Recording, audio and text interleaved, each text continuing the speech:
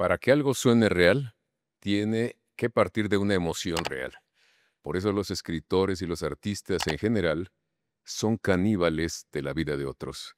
Eso nos dice el protagonista de Mamita, la nueva novela de Gustavo Rodríguez, un escritor que no está contento con el estereotipo del escritor tradicional y que hoy nos acompaña en palabras cruzadas para compartirnos algunos asombros, incertidumbres que enfrentó al escribir esta novela. Gracias, Gustavo, por estar aquí. Javier, al contrario. Muchas gracias por invitarme. Es una novela donde se cruzan varias cosas. Hay una historia personal también, la recuperación de otra historia que no le fue tan bien, de otra novela. ¿Por qué decidiste juntar todo esto en Mamita? Porque a mi mamá se le acababa el tiempo, la Ah, verdad. es literal. Yo creo que sí, sí, en realidad sí. La premisa de la novela es real. Eh, Mamita trata de cómo diablos hace un escritor muy parecido a mí para escribir contra el tiempo esa historia que le debe a su madre desde hace tanto tiempo, ¿no?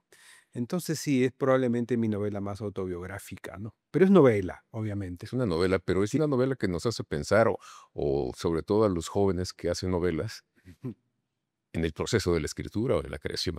¿Por qué quisiste compartir esto que a veces es tan íntimo, pues, para un público más amplio? Lo del proceso de escritura, mira, en realidad yo soy bastante previsible en mi método de escritura. Es decir, yo soy un arquitecto, me gusta hacer diagramas, planos, ¿no?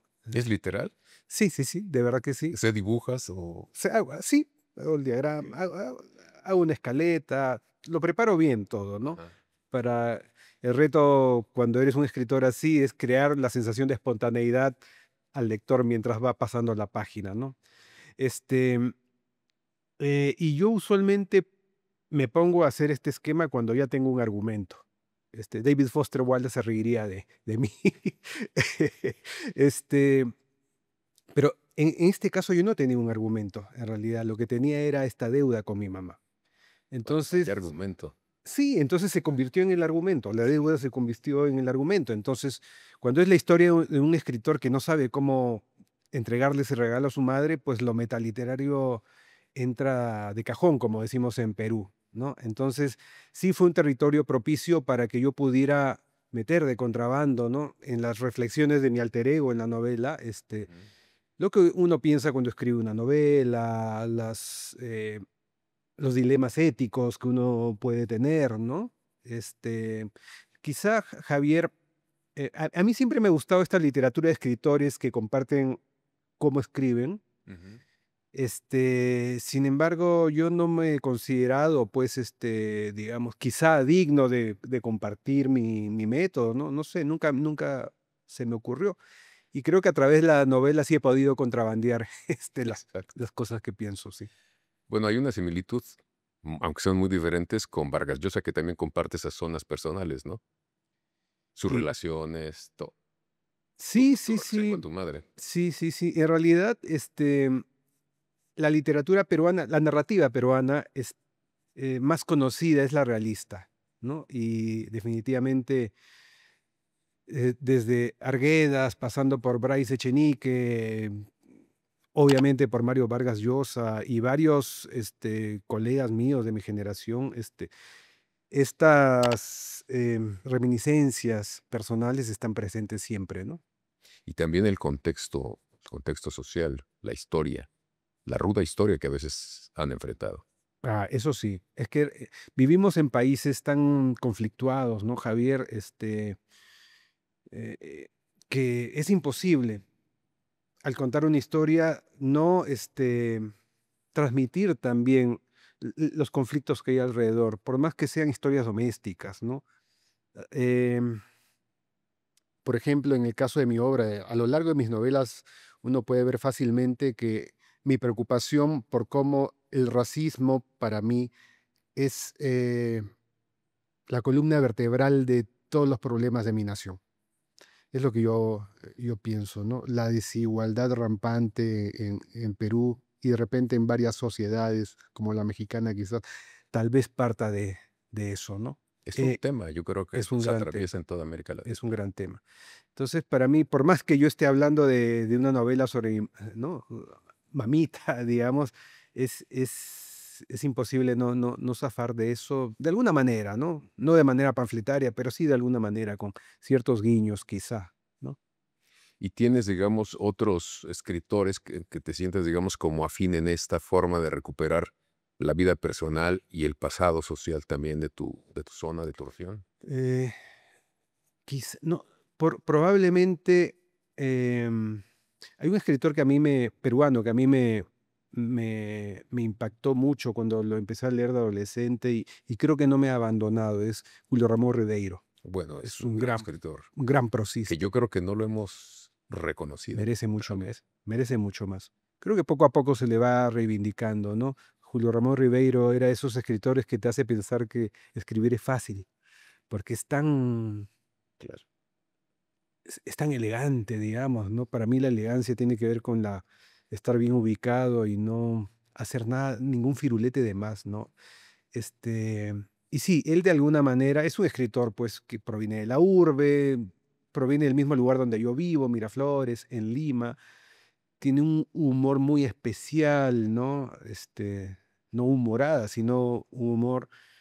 Yo creo que yo me identifico con él y yo creo que los escritores de mi generación, si bien se habla de mucho de Vargas Llosa como influencia, y evidentemente lo es, secretamente tenemos una deuda con Julio Ramos Ribeiro, sí. Y ya que hablamos de Vargas Llosa, ¿ideológicamente te sentiste separado de él en algún momento? Y sí, bueno, yo sí me considero un liberal, ¿no? O sea, no Pero era liberal. ¿Cómo? al final, en los últimos años, yo creo que sí me fue sorprendiendo con varias declaraciones suyas, ¿no? Con ciertos, digamos, cercanías, ¿no? Con discursos que no, que- lo vuelvo a decir, me sorprendieron, ¿no? Ujú. Pero bueno, se le perdona todo al escritor, la persona pública, política, bueno, eso yo creo que finalmente va a ser olvidado, ¿no? Cuando ya la historia revise los hechos, ¿no? ¿A No, ti sí, no te a preocupa mí eso? me dio Te mucha dio pena su pena. muerte, sí, claro. Ujú. Sí, sí, sí. El país entero, el Perú entero, sí, pasó un duelo, sí. ¿Tú crees que el punto de quiebre de ese desencanto fue cuando se metió a la arena política como candidato? No, ¿Antes? no, no, no, no. ¿No? No, yo sí, o sea, a mí yo creo que Vargas Llosa podría haber sido tranquilamente un personaje de sus novelas. Ha tenido una vida de verdad Claro, sí. espectacular, de novela, trató siempre de ser consecuente con lo suyo. Él, de alguna manera, al ser un liberal asociado a la derecha, bueno, él se elevó políticamente el año 1987, si mal no recuerdo, quizá 88, cuando protestó contra la estatización, posible estatización de la banca en el Perú, ¿no? Por parte de Alan García aquella vez, ¿no? Ujú. Y digamos que fue un discurso necesario en su momento, y de ahí que fuera candidato, bueno, Bueno, él dice que lo animó mucho eso, ¿no? Que se sintió obligado a darle causa a esa inconformidad. en efecto, no, pero nuevamente, em, yo te digo que más que un escritor asombroso, yo te digo que fue un personaje asombroso, en realidad, que siguió sus pasiones, fueran amorosas, fueran políticas, este, y fue consecuente con eso, ¿no? Al final quizá no, o sea, no sé, yo ya no reconocía al Mario Vargas Llosa que yo admiraba en el discurso político, pero bueno, está bien, tienes muchas otras razones para admirarlo, ¿no? Fíjate que alguna vez un presidente mexicano le preguntó a Octavio Paz que qué le recomendaba leer para entender mejor al país, lo cual cuando yo escuché algo eso, esa pregunta más o menos planteada así, me asombró mucho y obviamente puse mucha atención. Y él le dijo, lea a los poetas y a los novelistas porque ellos sí le toman el pulso a la gente. Y el otro se quedó como diciendo, pues yo creo que esperaba un ensayo político o algo así. Dice, no, ellos le están tomando el pulso a la gente. Tal vez por eso Vargas Llosa incursionó en la política, que para mí fue un error, pero bueno, Mm. es su vida, finalmente lo hizo. tú, al tocar la parte fina de las emociones, al hablarnos de la vida menuda y de las cosas que realmente valen la pena, ¿no te ha dado la tentación de meterte a la política? No, No. no, lamentablemente en mi país el sistema está diseñado para desincentivar a la gente a entrar a la política, no, de verdad. Y eso suena egoísta de mi parte y puede sonar cobarde, ¿no? Eso por un lado. Yo pienso que se puede hacer política sin estar en un partido político, de alguna manera. Es decir, Claro. uno puede hacer política escribiendo una buena novela, eh, porque las novelas o la narración en general, la literatura en general es un instrumento maravilloso que puede generar empatías en la gente. O sea, la diferencia entre los ensayos, como dices tú, y las novelas o los cuentos tienen que ver con que uno con los ensayos piensa y está bien, y pensar es prestigioso, pero con las novelas uno puede sentir. Y cuando uno siente es que puede empezar a tratar de entender una realidad que no es la suya, ¿no es cierto? Entonces, yo creo que se puede hacer política narrando también. Y también con otras, a través de otras manifestaciones o proyectos, ¿no? Escritores como yo. Yo, por ejemplo, soy parte de un colectivo que genera opinión a través de una plataforma. No sé, he intervenido en escuelas con otros escritores para llevar lectura, qué sé yo. Hay otras maneras también, ¿no? De hacer política sin ser candidato necesariamente. Claro. Estoy totalmente de acuerdo contigo. Hay algo que me llama la atención. Sí se habla, por ejemplo, de una literatura latinoamericana, que hay algunas conexiones, lo más notorio ha sido el boom, pero ¿tú crees que nos leemos? A mí me da la impresión que a veces los del sur no conocen ni a los del sur, y mucho menos a los del norte, y los del centro no conocemos a los del sur ni a los del norte, y como que no hay una, digamos, una continuidad de esa tradición que es la literatura. Yo estoy de acuerdo ¿Sí? con eso. Sí, ¿Qué sí. nos falta? ¿Qué pasa? No sé qué está ocurriendo exactamente. No sé por qué no nos conocemos más entre latinoamericanos, entre creadores latinoamericanos, ¿no? Yo creo yo no sé si es un problema del mercado editorial, que a su vez tiene que ver con la fragmentación de mercados que se reparten las grandes editoriales. No lo sé. Yo tengo la sensación de que en la época del boom, por ejemplo, antes las novelas, ¿no? Se entrecruzaban, los libros se entrecruzaban más, ¿no? Entre nuestros países. Este, no sé, la verdad. Es bueno decir no sé a veces. No es bueno decir, pero también dudar con las cosas que nos pusiste. Puede ser la fragmentación del mercado, ¿no? Sí. Porque se divide mucho así, Ujú, justamente el mercado y en todo el mundo. ujú.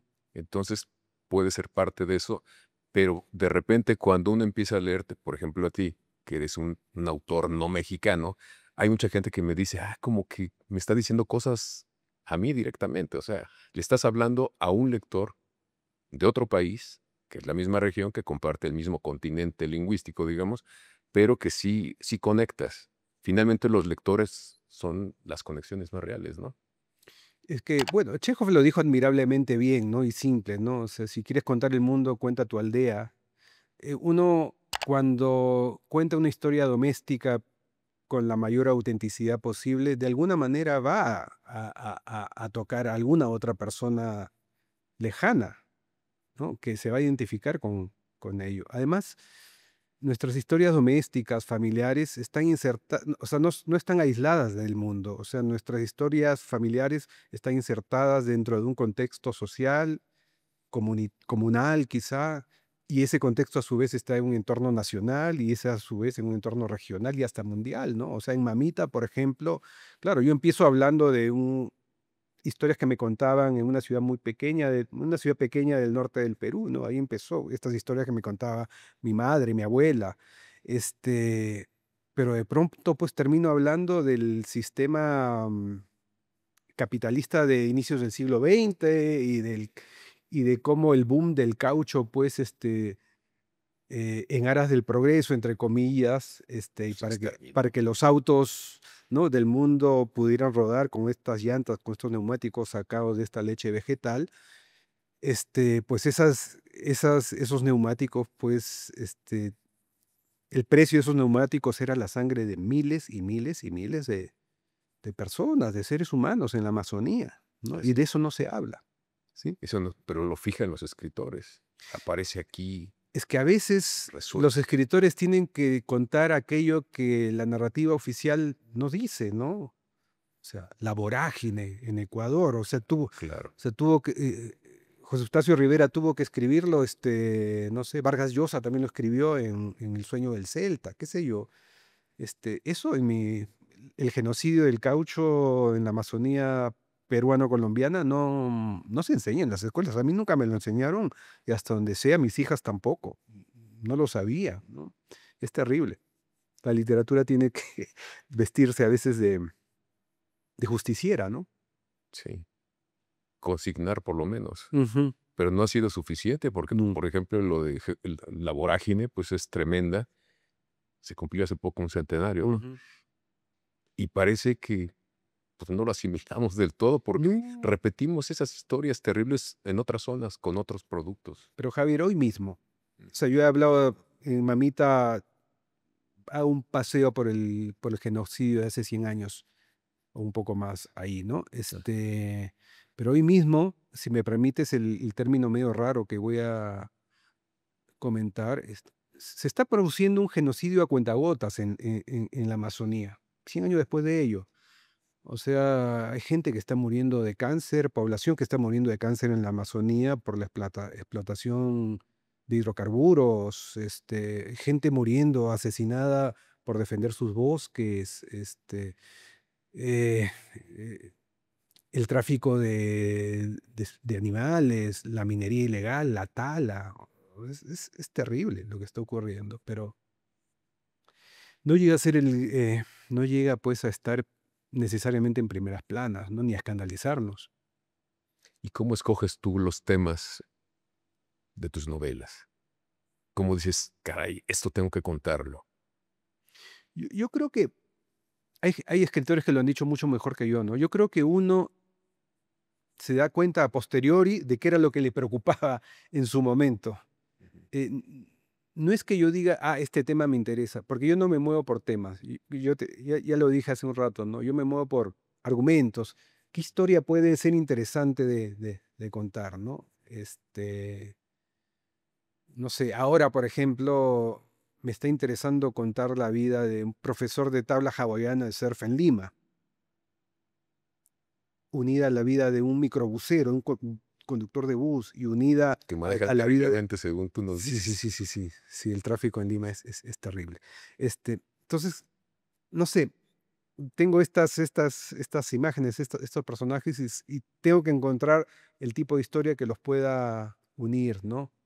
Y después seguramente a posteriori, si es que escribo esta historia, me daré cuenta qué cosas me preocupaban en realidad. Yo creo que mis novelas nacen de la intersección de las preocupaciones que tengo en un momento dado y mis ganas de jugar con alguien para procesar esas preocupaciones. Yo creo que toda novela que hago es una invitación a que alguien juegue conmigo, ¿no? A que interprete las pistas que le voy O dando, sea, ¿no? tú sí quieres conectar con el lector, siempre piensas en eso. Sí, o sea, Quieres es decirle curioso. algo a alguien, contarle algo a alguien. Sí, contarle algo a alguien, pero es curioso. Yo cuando escribo no estoy pensando necesariamente en un lector ideal. No sé, no, eh, pienso en lo que a mí me habría gustado leer, quizá escribo pensando en eso. Yo trabajé en publicidad muchos años, hace tiempo. La dejé para escribir. Me iba bien. Claro, y la literatura es todo lo contrario. Escribir literatura es todo lo contrario, escribir comunicación que quiere persuadir, ¿no? Porque cuando tú escribes para publicidad, tú sí piensas, te dan una demografía específica y te dicen qué escribir, qué mensaje debe quedar claro. Eso que es una virtud en la publicidad o en la comunicación es un defecto. Es el peor defecto en la literatura, porque la literatura, mientras más ambigua sea, ¿no? Mientras más lecturas te dé, mi- Ujú. va a ser más debatida y probablemente sea más, sobreviva más en la academia incluso. Este, y por eso creo que yo cuando escribo mis novelas no estoy pensando necesariamente en un lector tipo ni nada de eso. No te importa entonces la crítica. No, ¿Qué sé? sí, siempre, ¿Qué te siempre importa? importa. No, uno es humano, la verdad. O sea, uno es humano y claro, le metes meses, años a algo, Y llega alguien y te dice, no, eso es... y claro, alguien que no ha pasado por ese proceso de pronto te puede ningunear. A mí me parece una falta de respeto a otro ser humano, ¿ah? O sea, seas escritor, alfarero, cineasta, hay formas y formas de criticar, ¿no? ¿Hemos perdido realmente el sano ejercicio de la crítica? En mi ¿Hemos país caído creo que solo en la descalificación sí, total? sí, sí, yo creo que son tiempos estos por los cuales el las voces más altisonantes son las que tienen más recompensa, y eso es terrible. Lo vemos en la política, o sea, el político que grita más, el más, ah, el más, bully, por así decirlo, como Trump, qué sé yo, Bolsonaro, son recompensados, ¿no? Milei, no sé, qué sé yo. Y en cambio las voces más moderadas, ¿no? Más conciliadoras son tratadas de tibias, ¿no? Es terrible, sí. Es que eso es lo que le conviene al algoritmo. Somos presos del algoritmo. Lo que más terror me da, Javier, ahora es que estamos discutiendo altisonantemente de muchas cosas mientras hay unos cuantos tipos que son billonarios, que son dueños del mundo y que mediante la tecnología nos están haciendo discutir todo menos eso, que ahora el poder está concentrado en una plutocracia. Cada vez más notoria. Cada vez más, es increíble, o sea, la desigualdad es espantosa, ¿sí? Y no los vemos a ellos, no los estamos viendo, no los estamos, o sea, ya no hay poder que los esté, regulando, o sea, ahora de un billonario depende si hay exploración espacial en Estados Unidos, ¿no? Depende, qué historias, se difunden en las redes sociales. Así es. Depende, si se vacuna o no una nación. O sea, es terrible. Billonarios ignorantes en muchos casos. Es de terror. ¿Y para qué escribir en ese mundo tan distópico? Porque yo siempre creo que el mundo es, bamboleante, ¿no? Y que si nos rendimos, mejor morir, ¿no? De una vez. Gustavo, nos decías que pues se puede hacer poco, pero también se puede hacer mucho. El hecho es que sigues escribiendo y tienes nuevos proyectos y eres, francamente, un escritor bastante exitoso. Tienes varios libros y circulan por todas partes. Sí, es algo que con lo que no soñaba, la verdad, pero cuando a mí la palabra éxito me da cierta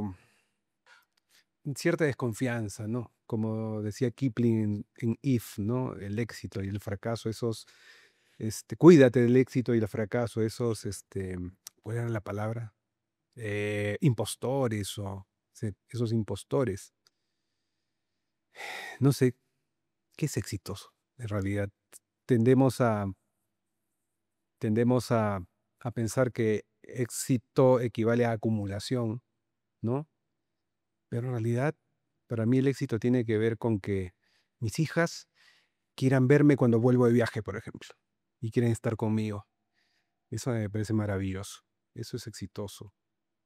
Vivir en armonía es exitoso. Y claro, es verdad que a mí escribir ayuda a darme armonía.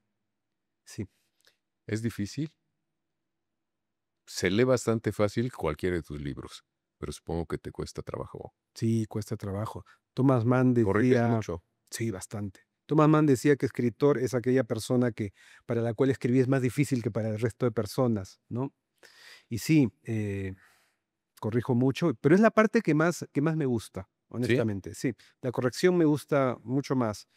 La parte más pesada para mí es la del escribir el primer manuscrito, porque es como parir en realidad. Es entre gozoso y doloroso.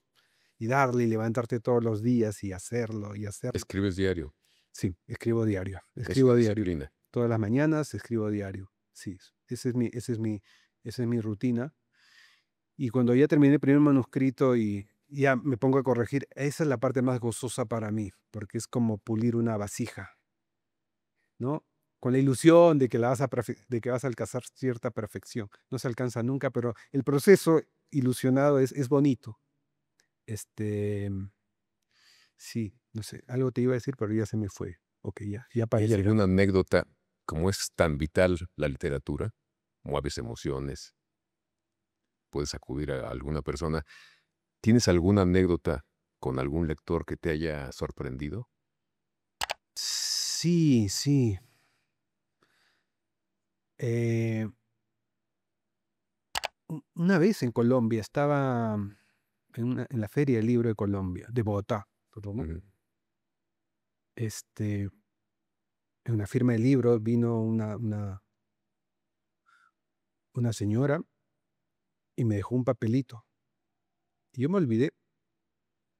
Y a los 2 días reviso mi saco y reviso el papelito. Y con una letra muy, muy, muy bonita me decía, le agradezco por este libro, porque eh, mi hermano se suicidó. Yo durante mucho tiempo no pude entender por qué, pero ahora gracias a su libro lo he entendido mejor. Lo he entendido mejor. Me dejó esa nota, así, a mí me impactó mucho.